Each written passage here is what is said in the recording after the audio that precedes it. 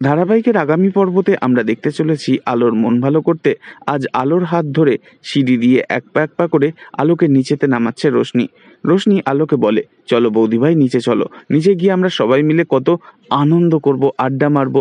এই বলেই রোশনি নিজেই হঠাৎ পা পিছলে সিঁড়ি দিয়ে পড়ে যেতে যায়। অমনি আলো দুহাত দিয়ে রোশনিকে ধরে নেয় আর রোশনিকে প্রাণে বাঁচায়। এই দৃশ্য দেখে রোশনি তো খুব খুশি হয় আর মনে মনে ভাবতে থাকে বৌদি ভাই আবারও আগের মতন ক্রমশ সুস্থ হচ্ছে। অন্যদিকে দেখা যায় অফিসে রুদ্র চেয়ারে বসে রয়েছে।